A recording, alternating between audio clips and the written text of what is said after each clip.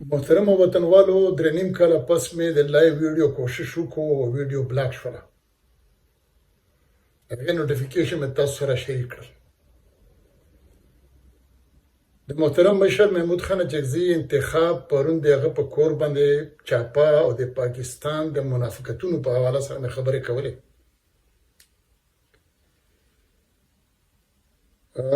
یو خو زما د پیج چې کم دی دا ریچ کم کړی شوی دی، نو زما دا خیال و چې د لایو ویډیو د وجې نه به دا هم ښه شي،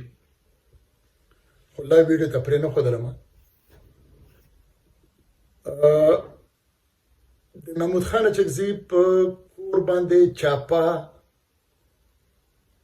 ډېر لوی جبر دی او د دې په سختو ټکو غندنه کومه. دا ریاست موږ ته معلوم دی، د دې نیت معلوم دی، د دماغ معلوم دی، د ده وړوکی نیت، وړوکی دماغ، د پښتون دشمنی دی، د جمهوریت دشمنی دی، د انسان دشمنی موږ ته معلومه ده. دا ریاست د پوندو نه پیژنو، خو په دې هم یقین لرم چې اوس به داسې پښتون نه وي چې هغه خپله لاره بدله کړي انشاءالله. ما خبره دا کوله چې د تیر 2 کالو نه پاکستان د عدم استحکام ښکار دی. دا عدم استحکام د پښتون، بلوچ یا سندي د وجې نه دی،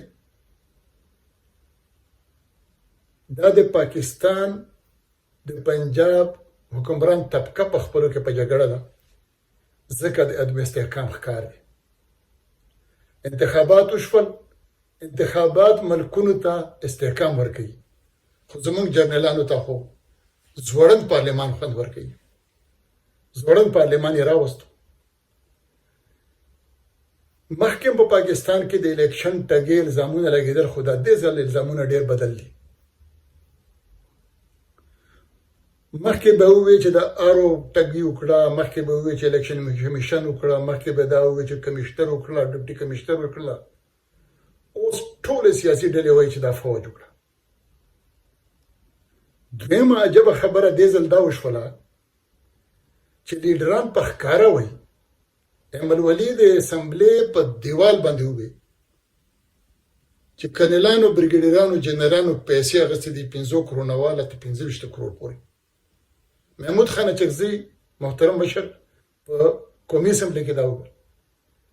سردار اختر منګل وویل چې دا نه الیکشن و، نه سلیکشن و، دا اکشن و، نیلام و. دلته په نوټونو نیلامي وه. محترم مولانا فضل الرحمن صاحب وایي چې دا هر څه اسټابلیشمنټ وکړو، نو داسې الیکشن مخکې نه و شوی چې په هغه باندې دا نمونه تورونه لګېدلي وي. بله خبره مې دا کوله چې د عمران خان په لړ کې زه یو تجزیه لرم، تاسو ته حق دی چې هغې سره اختلاف وکړي. هغه دا ده چې تر اوسه پورې ماته داسې نه ښکاري چې عمران خان فوج ته سر ټیټ کړی دی. د انتخاباتو پس د علي یمین ګنډاپور زموږ د صوبې، مې اسلم د پنجاب د صوبې دپاره وزیر اعلی ټاکل، مطلب دا چې دا 2 کسان خو د 9 مې په واقعه کې د فوج ملزمان،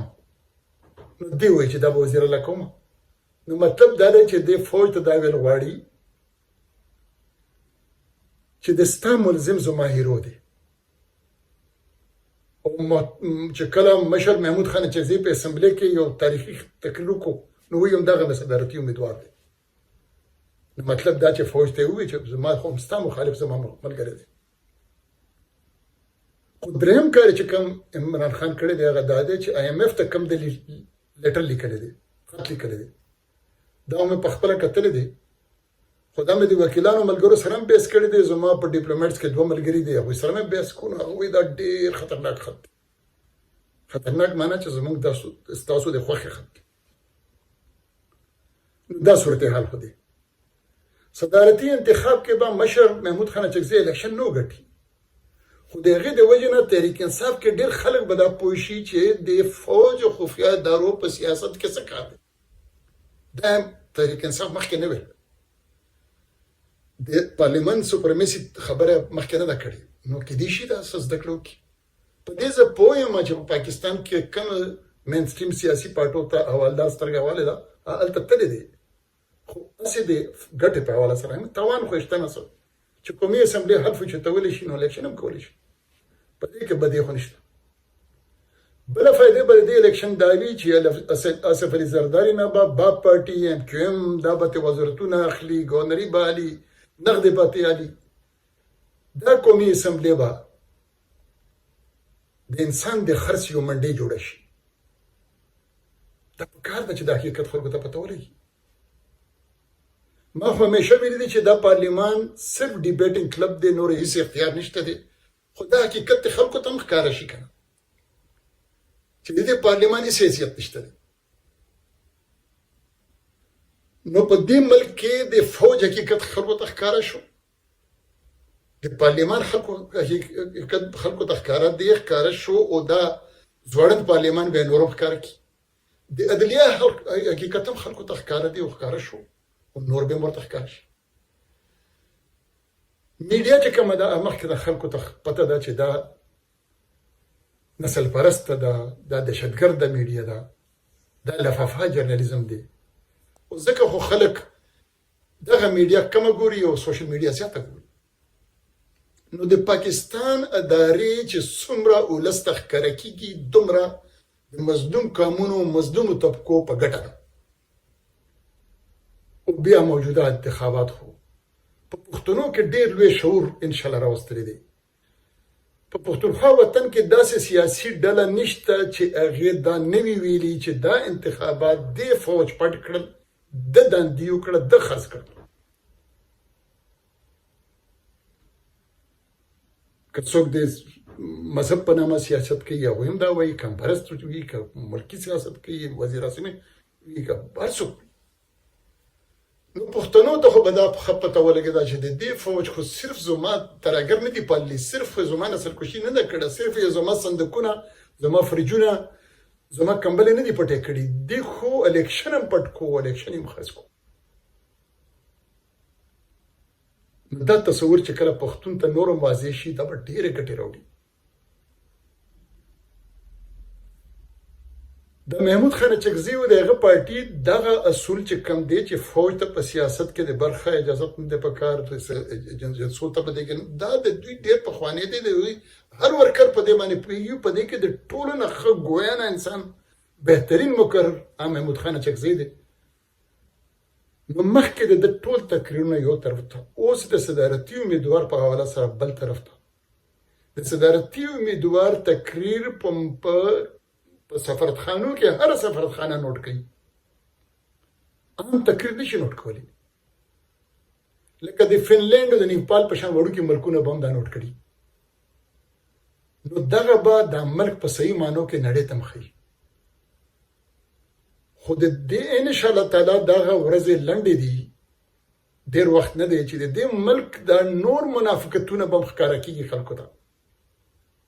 مثلاً دا منافقت چې د چین سره زما ملګرتیا د همالیا نه اوچته د سمندر نه ژوره او د شادو نه خوږه ده پته به ولګي اوس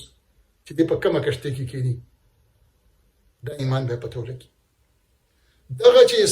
اسلام یعنی پاکستان د اسلام کیله دی دا پته به ولګي دا لګېدلې ده چې دلته اسلام د فوج په کیله کې قید دی دا اسلام آباد د دې حقیقت به هم پته ولګي دې منافقت دا اسلام آباد نه دی دا اسلام فروش دی دا اسلام فروش دی نو دا حقیقتونه به د ټول پته لګي او دا ورځې به ډېرې اوږدې انشاءالله نه وي بس ځان به برابروو ترتیبات به جوړوو اتفاق به زیاتوو درګذر به کوو د یو بل خامې به برداشت کوو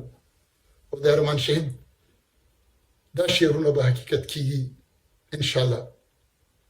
چې د ځوانانو اتلانو د ښارونو قاتل ته د ځوانانو اتلانو